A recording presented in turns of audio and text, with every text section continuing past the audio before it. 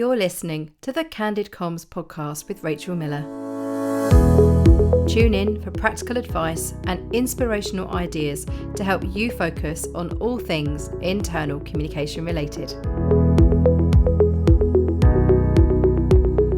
Hello and welcome to the show.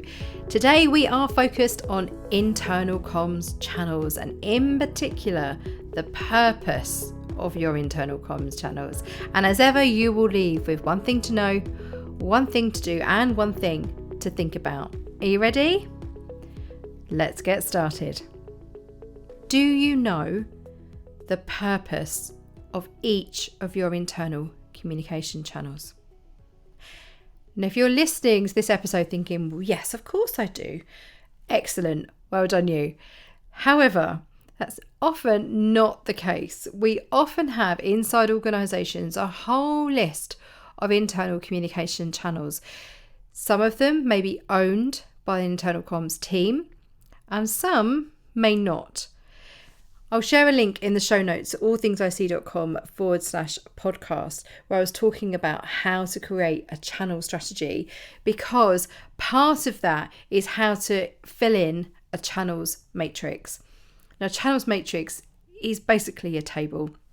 When I create channels matrices, I look at the purpose of each channel because I want to be really clear, and this is what we need to know, is why the channels exist.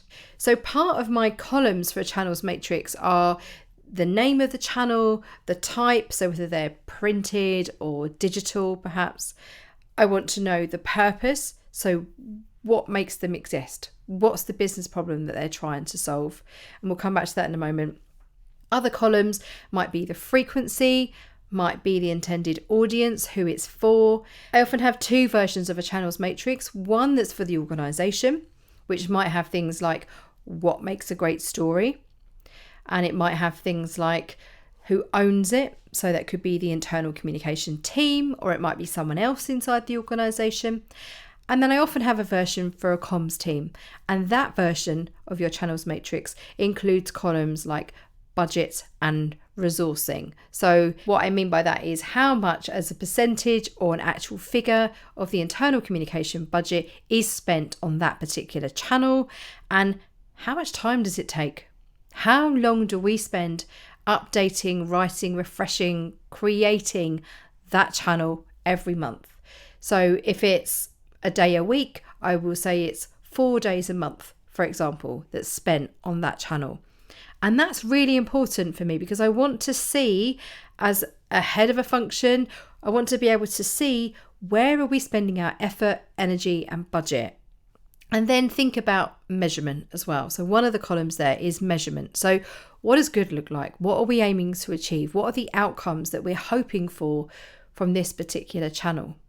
So a channels matrix can be as large as you need it to be, frankly. You can add all the columns that you possibly want to into it. But what's critical, I think, is the purpose. So what is the purpose of each channel? And the reason that's important is because if I'm looking at a channels matrix, maybe as part of an audit or as part of a conversation with an internal communication team, I want to understand how internal communication happens inside their organisation. If I look at a channels matrix and the purpose is the same across 2 or more channels, there's a little bit of a red flag waving there for me, because if you're describing your intranet as the source of truth, for example, inside your organisation, and you're also describing your weekly email newsletter as the source of truth, and you're also describing your employee app as the source of truth, you get my point. If you're looking at the purpose of your channels, they need to be different from each other. They can't all be the source of truth. Because when you're looking at an organisation, being really clear about who you're communicating with, what their needs are and what their preferences are, enables you to know whether actually your intranet might be the go-to source of truth for your line managers. Excellent. That's how you describe it in your channels matrix. However, your weekly email newsletter that goes out on a Friday and it reaches factory floors or depots or mess rooms, it's printed off and stuck on a notice board, that should be reflected in your channels matrix as the go-to source of truth for those types of workers. That needs to be in there. So if I look at a channels matrix and it's got an identical purpose across 2 or more channels, and the audience column, and I'm not a fan of the term audience because it implies a performance, I've talked about before on the Candid Comms podcast, but we will stick with it because it's the industry term. I like to think of it as groups of employees. Who are you trying to reach? Who are you trying to communicate with? Then thinking about who the intended audience is for particular channels, I should be able to see on a channels matrix. If I look at a channels matrix and I look down that audience column and there's one word which sets my teeth on edge when I see it in channels matrices, if the word all is in all of them, we've got a problem here, comms friends. The audience cannot be all for everything. If you've got all of these different channels and every single one of them is targeted at everyone, then that's not enough for me. It needs to be targeted in groups or locations or hierarchy, perhaps, depending on the culture of your organization. Because when it feels like everything is blanketed, everything is for everyone all of the time, how that feels for your colleagues is that it isn't personalized. It's not tailored to them. You're not communicating for them and with them, but at them. Very often, if you're just blasting information, broadcast one way, very noisy, where you're sharing everything with them, but you've not taken the time to think, do they need to know this? Is it important? Is it timely? Is it relevant?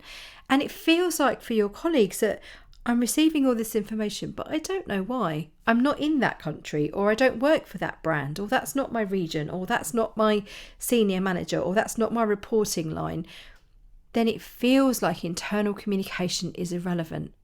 I wonder whether that just set off a light bulb for you. I remember learning that years ago when I was working in-house and I was looking at all the channels that we had and I was trying to understand what was relevant for our frontline workers. And I realised that when I had a clearer understanding of how my channels worked, what the purpose was behind them, I was able to have better conversations with my stakeholders, because they may see an intranet as the source of truth and they may decide they want their content shared on the intranet.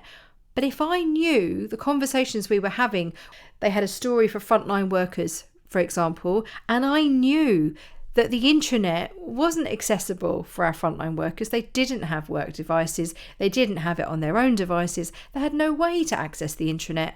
Then I knew that actually the recommendation I needed to give to my stakeholder was, I understand you want that to be on the intranet. However, for these types of people, these channels work better.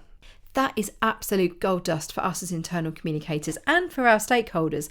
Having real clarity and understanding of how internal communication happens inside your organisation is super important, because you need to be able to have informed discussions and make good quality decisions about the channels and how you use them. So you need to know, thinking about your channels matrix, what is the purpose of each of the channels? And when it feels like you are introducing new channels and they've got exactly the same purpose as another one, is it time to retire the old one? Oh, I know that's really controversial, but they're so important. Whenever I have conversations with clients and they say, oh, Rachel, we've got this new thing. We've got this new shiny thing, which I call comms bling. If you tell me you've got something new and shiny, I will ask you what it's replaced. I will ask you what you've retired, and I will ask you how it earns its keep. And if you can't answer that, then often the response from me you'll get is, oh, well, I'm guessing it's noisier inside your organisation then if you've just added another channel in and the purpose isn't clear and the audience isn't clear, but you feel like everyone else has got an app or everyone else has got whatever it might be, so we want to have it. Nail the purpose of your channels and talk about them consistently. Make it really clear. Bonus tip for you before we move on to what we need to do. You could even consider having a strapline against those channels. So it might be, if you have a weekly email that goes out on a Friday, you might literally say underneath it, the go-to place to reflect on the week that was and what's ahead. I mean, that's not really catchy, but you get my drift. Think about what the purpose is for each of the channels, and think about how you consistently talk about them so it's really clear for your colleagues what to use when, what to go to when, what they can expect from each of your channels. Let's move on to think about what we need to do. How well do you signpost between your channels? What I mean by this is, how well do you point towards channels? This doesn't mean having a story or some information that you need to share inside your organisation and then putting it across all of your channels. If you do that, the quality goes down, where colleagues might log on to an intranet and read a story, and then they'll read it in their email, and then they'll see it on a poster, and then they'll see it in your employee app, and then they'll see it on digital signage. You get my point. They see it everywhere. What's the impact? If you're just sharing the same information in the same format, the identical story across all of those, it feels like it's not targeted, it feels like it's not relevant, it feels like the volume and the noisiness of your internal communication goes up massively.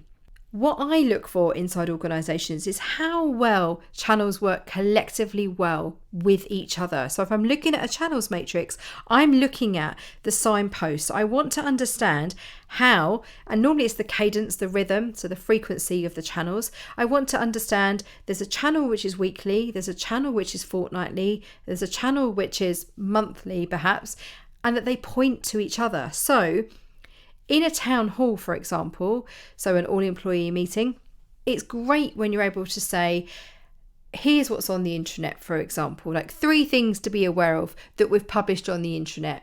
This new policy, or this great story about someone achieving something inside the organisation, or a change that's coming up. You're not repeating the same information, you're signposting. So from one channel to another, seeing a town hall or a webinar as a channel, saying, check out the intranet for XYZ. And then when you're on the intranet, it's also pointing you to another channel where you're joining the dots between the way that communication happens inside your organisation. So you're not just repeating the same information over and over again. You're really clear on the purpose. You're really clear what makes them special and unique as channels. You're really clear what makes a great story or a great piece of content across those channels. And then you are using them to point to each other, where you're saying, have you seen XYZ on channel ABC? I wonder how well you do that. I often find that as a result of doing auditing of internal communication, and there's a episode in this season of Candid Comms on auditing internal communication. So if you've not listened to that yet, do check it out. But when I'm auditing internal communication, I'm looking at how well are the channels working as a standalone. Do they hold their own as a solo thing, as an individual channel? Does it feel finished? Does it feel quality? Is the cadence, the rhythm right? Is the tone right? Is it reaching the right people? Are there really clear measurement and outcomes? Is it achieving what the internal communication team want it to achieve? But also, how does it earn its place and earn its keep amongst this suite of communication channels? Sometimes people have 4 or 5 channels in their organisation that are all owned by an internal communication team. Sometimes there can be 30, 40, 50 channels. Now, a channel in that context might not be one that's owned by the internal communication team. Before you listen to that and think, oh my goodness, what? How many? Whenever I'm reviewing internal communication and I'm encouraging clients and comms friends to fill in channels matrices, we are including things that aren't owned by the internal communication team, if I'm trying to understand how internal communication happens. So that could include things like team meetings, for example, which the internal comms team have no say in. They might not influence that at all and be involved in any of those discussions. It could be interdepartmental newsletters, for example, where people are super interested in a particular topic and they're writing their own content, and it's a real subject matter expert, it's a real niche topic that they're so passionate about inside your organisation, they're creating it and sharing it with each other. I would include that on a channels matrix, but I would include the owner, identify who the owner is for that particular channel. That's because if you're trying to make decisions about the way internal communication happens in your organisation, you need to have visibility of all of it. There's no point just putting your channels down, because as tough as this is to say, and bear with me, sometimes I find inside organisations that actually they could have a whole suite of corporate communication channels, but actually what people like, what they prefer, what they use, what they rely on isn't on that channels matrix. It's on the other one. It's on the other version, which is the channels and content and conversations owned by the organisation, not by the internal communication team and not by the leaders. These are local wikis, local forums, local WhatsApp or virtual equivalent groups. It might be Teams, it might be Viva Engage, where people are actually using the technology available to them inside the organisation, or they're using their own, which are called shadow comms. So they've identified a problem that they're trying to solve. The company aren't providing the opportunity or mechanisms for them to communicate, so they've spun up their own. As an internal communicator, as painful as it might be to acknowledge all that stuff exists, you need to know. Because if that's how your people are communicating and they're choosing for whatever reason to not listen to the corporate channels, to not engage with them at all, and I mean interact when I talk about engage in that context, then you need to know that, because it might be that you need to communicate with the people who are in charge of those channels or those mechanisms and make sure that you have an avenue where you can have conversations with them. Things which are important. So things like an employee survey, for example. If you're running an annual employee survey and you really want to get in front of everybody inside an organisation, and you know that your people are not responding and they're not viewing the internal communication channels, but they're having really vivid conversations in other forums and other mechanisms, other methods, then you need to try as much as you possibly can to have conversations with the people in charge of those forums and encourage them to share a call to action, to encourage their colleagues to do an employee survey, for example. We don't often talk about that in internal comms, but I know that that happens inside organisations. I've experienced it myself as an in-house internal communicator, and I see it now when I audit organisations. It's quite a painful thing to think about, because we'd like to think that everyone is reading everything that's being put out, but if they're not, try and understand why. So going back to what we need to do is that signposting piece. So it could even be, comms friends, that you are signposting to other channels that people are owning, which isn't ideal at all, but creating active relationships with those people where actually you're asking them to signpost back to say, the employee survey is running, look out for it on the intranet. Excellent. You know, it's not ideal, but this is the reality of how people communicate. It isn't a perfect world. And the more open we are and the more aware we are of the reality of how communication does and doesn't happen in our organisations, the better we're able to serve our organisations. Communication is a business function because it enables a business to function. So you need to be clear how conversations happen and how work happens. We're going to take a short break, and when we come back, I will leave you with one thing to think about. See you in a moment.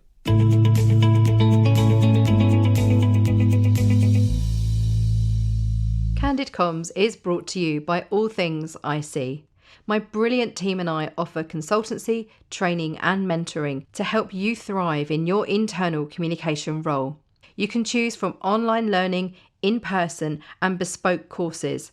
Topics range from measurement to strategy and how to be an internal communicator. See allthingsic.com for more information and use the code CandidComms at the checkout to save 10%. If you're struggling with your internal communication, help is at hand. We can mentor you, conduct audits, advise on your channels and much more.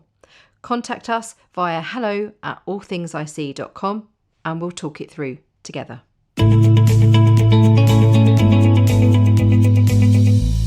Welcome back. In the final part of today's episode, I'm going to share one thing for you to think about when we're concentrating on all things to do with our channels and their purpose.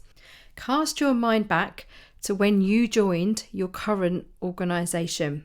What were you told about the internal communication channels? And I don't mean as an internal communicator or an HR professional, I mean as an employee. What was your induction process like? The reason I think this is critical is because very often in organisations, we miss the opportunity to help our brand new colleagues understand the way that internal communication happens inside our company. And what good looks like for me is that there is a part of a corporate induction which talks about the ways that we communicate as an organisation. And I want to see things in there about how you're encouraging employee voice. I want to understand how accessible leaders are. I want to know who I can communicate with, where I can ask questions if I'm stuck on something. I want to understand things like the cadence, the rhythm. So we have a monthly town hall and we have a quarterly this and a monthly that and a daily this. I want to be able to see at a corporate induction level how organisations talk about the way that employees feel part of their community inside the organisation through communication. It's so often missed. You might learn all sorts about here's where to go to do your request for this and that policy, or how to book holiday, or here's how to access payroll, for example. Some companies do this really well, and it is baked in to their corporate induction, where when you're learning about all of these policies and how to book leave and all these different things, you're also encouraged to contribute to conversations, and you're shown the internal communication channels and what to expect, and given copies of an employee magazine if it's printed, for example. However, what a missed opportunity if we don't do that. What a missed opportunity to help colleagues feel part of your community, to create a sense of belonging, to help them understand how important communication is right from the word go. I wonder what your corporate induction looks like. Do you even have a corporate induction? Sometimes they're very infrequent. Maybe they're every 3 months or every 4 months. Now, if you join an organisation, I imagine that you're going to be looking for information to help you do your job. You're looking for credible, accurate, reliable information to make decisions, to share with customers, to share with clients. Having a real insight up front in terms of this is who we are, what we do, how we work, how we communicate, just eases that pathway for you. 3 or 4 months down the line, this is where the other mechanisms and other channels of communication that we've already talked about in this episode, the ones not owned by the internal communication team, for example, I find they bubble up sooner because the organisation haven't got in first, frankly, and said, this is the way that we communicate. So this is a real opportunity to help people understand how you're investing in internal communication. Second part of that for me is when you promote line managers, or people join organisation as line managers or people managers, what are they told about communication? I find that very often that opportunity is completely missed, where we're not making it clear to our people managers, this is what we expect from you and this is what you can expect from us. Things like, we encourage you to have weekly meetings with your team and one-to-ones, for example, and then maybe every fortnight we encourage you to have an all-team meeting, or once a month, or whatever that rhythm looks like, whatever works well for the culture of your organisation.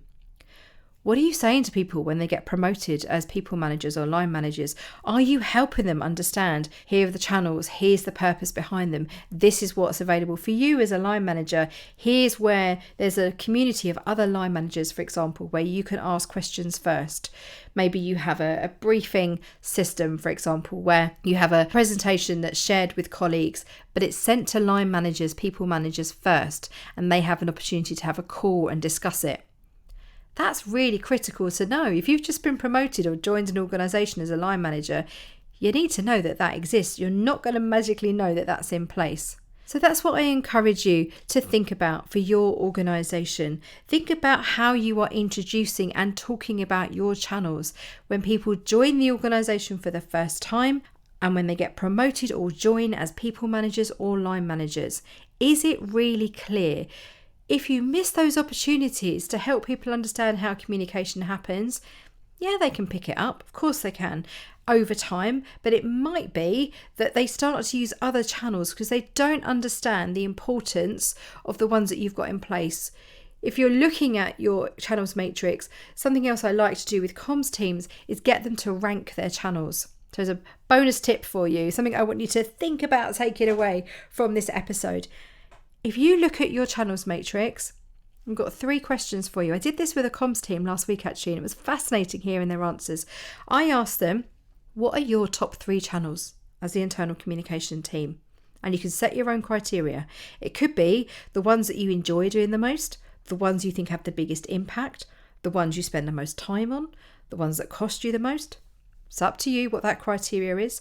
What are your top 3? What are the ones that you prioritise and that you think are the most important? And then what would your leaders say? What are the top 3 channels from your channels matrix owned by you or owned by the organisation? What's their priorities in that list? And lastly, what about your colleagues or employees? So 3 lenses to look through there. Thinking about your channels, thinking about the purpose of each of them. What are your top 3? What are the top 3 on the minds of your leaders? And what's the top 3 on the minds of employees? And if you don't know, find out. Why? Because then we can make some informed decisions. If you know that your leaders prioritise a completely different set of channels to the ones that you prioritise, that's really helpful to know. And this is a conversation you can have with them, with your stakeholders and leaders when you're having conversations with them. When I had this conversation with an in-house internal comms team the other day, and I was asking them about the channels that employees prioritise, it was fascinating the answers they were giving me. And it was based on, well, it depends who they are and what their shift patterns are and what the locations are. That's really helpful to know. Again, this is another column that you could add in your channels matrix. Who is this channel the most important for? What do they think about it? How do they view it? Because in all of this thinking and all of this planning is to help you be strategic internal communicators, which means doing the thinking. All of this analysis of your channels, all of this peeking under the hood, under the covers of your channels is to help you really be objective and make informed decisions about what good looks like from your perspective, from leaders' perspectives, from employees' perspective. Have a really rounded view of the way that communication is happening inside your organisation. If we just focus on what's important to our leaders, or just what we think is important, frankly, you miss a critical part of that jigsaw puzzle, which is what your employees think. And ultimately, as I mentioned earlier, we are a business function because we enable a business to function. You can't do that without employees. So be mindful and be thoughtful about how you are developing, capturing, communicating and sharing what you have in place inside your organisation, what employees can expect from you and what you expect from them. If you expect them to share things on, make it super clear. I hope you found this episode useful. As ever, I love hearing from you. You can find me online. Why not look me up, Rachel Miller, on LinkedIn. I'm Rachel All Things I See on Instagram. Or why not send me a message via the website hello@allthingsisee.com. I'd love to know what you are taking away from this episode and what you hope to do differently as a result of listening to Candid Comms.